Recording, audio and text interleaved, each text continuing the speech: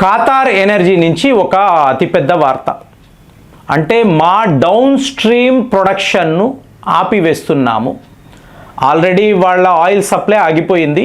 అలాగే మీకు liquefied natural gas చెప్పాను, టోటల్గా ఆపేశారు. ఇప్పుడు ఇవాళ డౌన్ స్ట్రీమ్ ప్రొడక్షన్ అంటే మీకు యూరియా, అలాగే మీకు అమోనియా, మీకు అల్యూమినియం, ఇలాగా అంటే మీకు ప్రపంచంలో 20% ఈ ప్రోడక్ట్స్ ఖతార్ నుంచే ప్రపంచ దేశాలకు వెళతాయి, ముఖ్యంగా యూరోప్ యూనియన్. సో ఇవాళ అక్కడికి వెళ్ళడం లేదండి. మీకు ఒక్కసారి యూరియా యొక్క సప్లై ఆగిపోతే రైతుల పరిస్థితి ఏంటి మనందరికీ తెలుసు. సో 87 అమెరికన్ డాలర్స్ ఉండే మీకు ఈ చమురు బ్యారెల్ రేపు ఇది 100కు వెళుతుంది, 120 కూడా చేరవచ్చు. సో మీరు చుట్టూరుతా ఉండే చిన్నా చితకా దేశాలు, ఇప్పుడు మన ఆయిల్ మినిస్టర్ పూరి, మీకు హర్దీప్ సింగ్ పూరి ఆయన చెప్తున్నారు మనకేం ఇబ్బంది లేదండి, మేము రష్యాతో మాట్లాడాము, నెక్స్ట్ 20 డేస్కి కావలసిన చమురు రిజర్వ్స్ మన వద్ద ఉన్నాయి, రష్యా వాళ్ళు కూడా ఏదో ఒక రకంగా మీకు హెల్ప్ చేస్తాము అన్నారు. కానీ స్ట్రైట్ ఆఫ్ హార్మస్ టోటల్గా క్లోజ్ అయిపోయింది. ఒక ఓడ కూడా ఇటు రావడం లేదు. లాస్ట్ వీడియోలో చెప్పాను, ట్రంప్ గారు ఒక బృహత్తరమైన ప్లాన్, ఇది జరిగే పని కాదండి, అమెరికా వాళ్ళు అంత రిస్క్ తీసుకోరు. సరే, ఇప్పుడు మనము ఇటు నుంచి సౌత్ చైనా సీ వైపు నుంచి మన ఆయిల్ సప్లైస్ చూసుకున్నాము అనుకోండి, మీకు 40 నుంచి 45 రోజులు పడుతుంది. సో ఇంతలో ఈ చమురు యొక్క స్టాక్ అయిపోయింది అనుకోండి, ఒక హైపోథెటికల్గా చెప్తున్నాను, ఏమీ లేదు ఫ్రెండ్స్. ఇప్పుడు మీరు నేను కార్ తీయమండి, బైకు తీయం, నడిచే వెళదాం లేదా మెట్రోలో ట్రావెల్ చేద్దాం అనుకున్నాం, సాల్వ్ అయిపోతుంది. కానీ మీకు స్ట్రాటజిక్ రిజర్వ్స్ అని ఒకటి ఉంటుందండి. స్ట్రాటజిక్ రిజర్వ్స్ అంటే ఏంటి? మన సైన్యానికి కావలసిన చమురు, అది టోటల్గా వేరు. ఇండియన్ మిలిటరీకి కావలసిన ఒక విమానాన్ని నడపాలి అంటే దానికి కావలసిన ఇంధనము, లేదా ఇప్పుడు ఒక మీరు మామూలు విమానం సివిలియన్ ఎయిర్ క్రాఫ్ట్ అన్నారంటే వైట్ ఆయిల్ వాడతారు కదా. సో ఇదంతా కూడా మీకు కరెక్ట్గా ఉండాలి. ఈ సప్లైస్ లేవు అనుకోండి, ఈ సప్లైస్ లేకపోతే ముఖ్యంగా స్ట్రాటజిక్ రిజర్వ్స్ అనేవి పడిపోతే మీరు ఎలాగంటే అంటే ఇమీడియట్గా మీరు పిఓకే వైపు వెళ్ళాలి, లేదా లడాఖ్కి మీ ట్రక్కుల్లో తీసుకువెళ్ళాలి, సైన్యాన్ని తీసుకువెళ్ళాలి. ఇటువైపు అరుణాచల్ ప్రదేశ్ అంటారు, మరి వెళ్ళాలి కదా, ఈ ట్రక్కులంతా వెళ్ళాలి, మన సైనికులను అక్కడ డిప్లాయ్ చేయాలి కదా.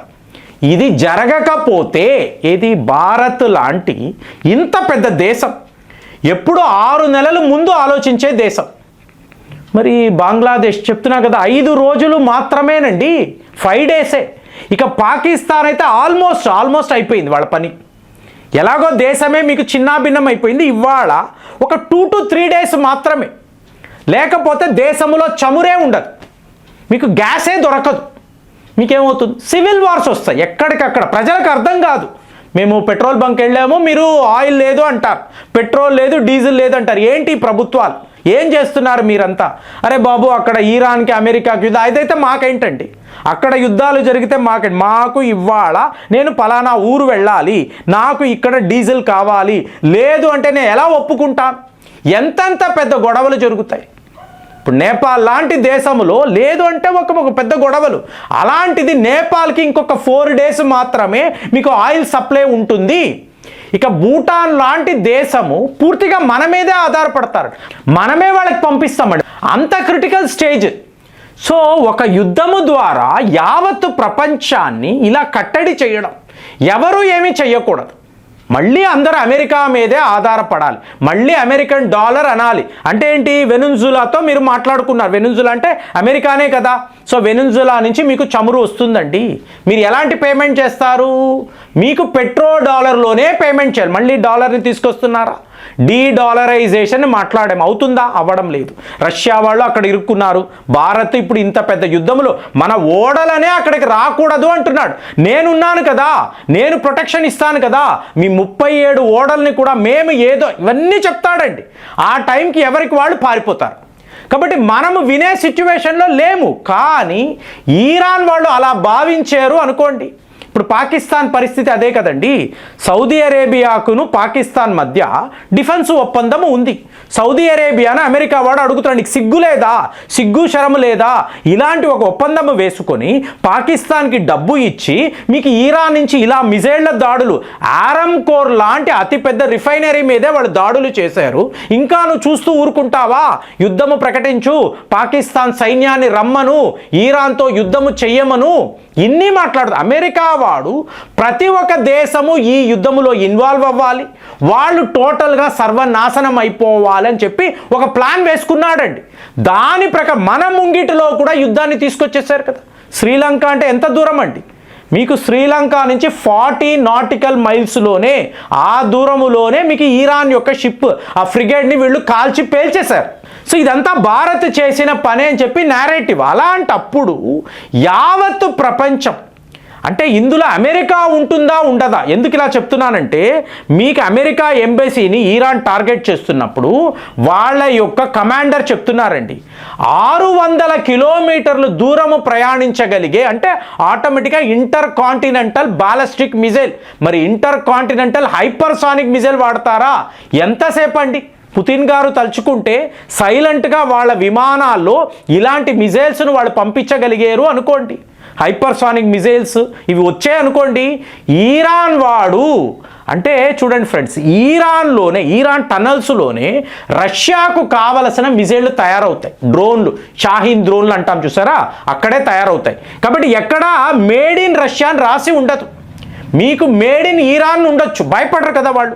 ఈరాన్ వాళ్ళు ఎవరికి భయపడరు. హనీ బ్యాడ్జర్ లాంటి ఒక జంతువు ఈరాన్ ఇవాళ. సో ఇప్పుడు రష్యా వాళ్ళు వాళ్లకు పంపించిన ఆయుధాలను మళ్ళీ ఈరాన్కి ఇచ్చారు అనుకోండి.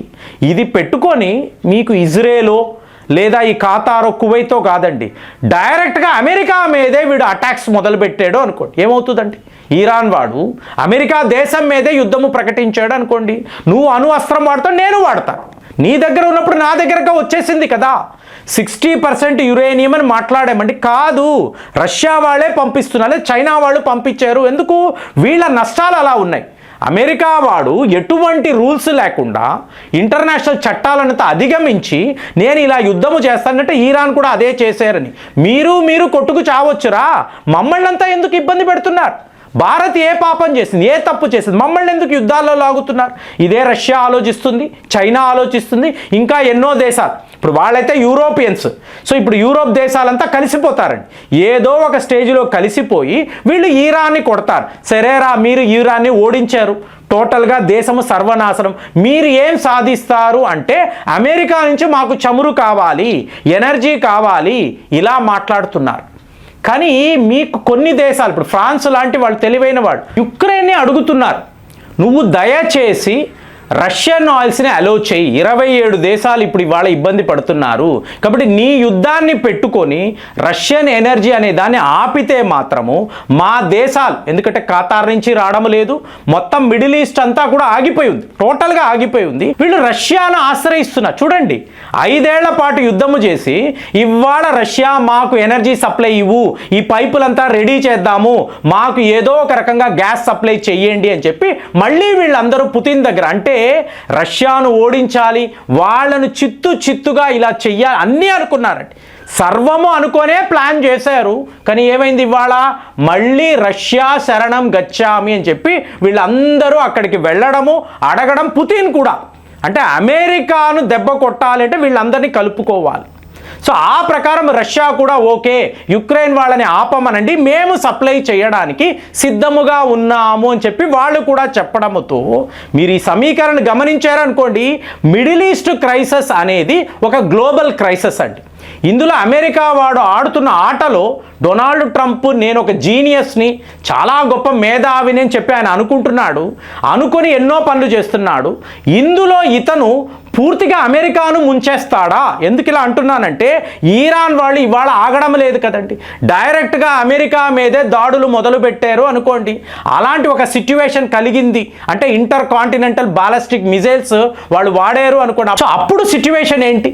సో మొత్తానికి మీకు గ్లోబల్ క్రైసిస్ వైపు ప్రపంచం వెళుతుందని చెప్పి మీరు అనుకుంటున్నారా? మీకేమనిపిస్తుంది? కామెంట్స్లో రాయండి. మళ్ళీ వచ్చే వీడియోలో కలుద్దాం. జై హింద్.